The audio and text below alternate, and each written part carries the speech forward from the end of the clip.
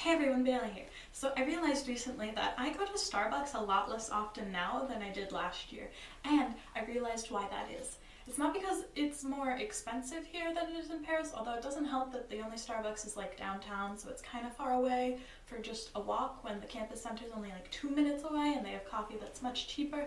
But I realized that the reason that I always went to Starbucks in France was because it was literally the only place that I could find where you could get a coffee that was not an espresso. So, French lesson. The word for coffee is café. And when you order a cafe, you're going to get an espresso because that's actually what it means. Because in France, no joke, the only place besides your own kitchen with your French press coffee maker to get a coffee, like that's not an espresso, is Starbucks. And so I went there a lot because I wanted more than an espresso, but if you get a double espresso, that's not the same thing at all as a coffee, and it's still only this much. And yes, the French people do look down on Starbucks a little bit, but still, they're all over the place and they're all going to get their frappuccinos as well, so. But French Starbucks was always an experience because they of course ask you for your name, and because my name is Bailey O'Connor, and that is very clearly not a French name.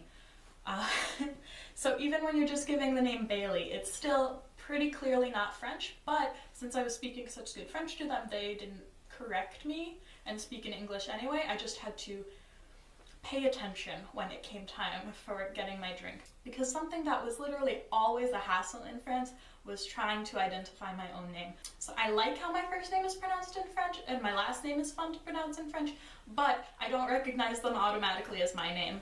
The French say my name without closing their mouth. It is Bailey O'Connor, Bailey, Bailey, Bailey O'Connor, Bailey O'Connor. It's got a bit of a rolled R at the end, but really they make my name two really distinct syllables, and I feel like in English my name is one syllable and then a little bit of a half syllable at the end, but really there's almost a glottal stop in there, and they don't even have those in French. Bailey O'Connor. Bailey O'Connor. So you could see how that would be not recognizable. But anyway, so in the US, the Starbucks people are usually pretty good about writing my name, or I'll get Haley or Maylee or something, but it's got the double E or the EY at the end. In France, I get like Belle, which is B-E-L-I-E, or Billy, which is Billy, so. Yeah, that barista really looked at me strange, but he still wrote it on the cup and I said, yeah, sure. But now that drip coffee is around every single corner and every store is drip coffee and I have to actually go and search to find an espresso, I don't go to Starbucks really anymore, unless I'm in New York City and I'm like, I need to sit down somewhere. Why are there no cafes anywhere? Because there are none. Like bars on every block, and I'm like, I want to sit down and have a coffee. Why are there none of them? Or why are they all filled with hipsters having brunch? Said the girl with winged eyeliner, half a bun, and dark lipstick. And then in Germany, Starbucks, they actually did have drip coffee around in Germany, but I still went to Starbucks a couple times because it was the summer and they had iced coffee and frappuccinos, so like obviously. But anyway, I never got through ordering entirely in German. They would always correct me and I'd answer in English. Because once they start speaking English to you, it's like, well, I guess, all right.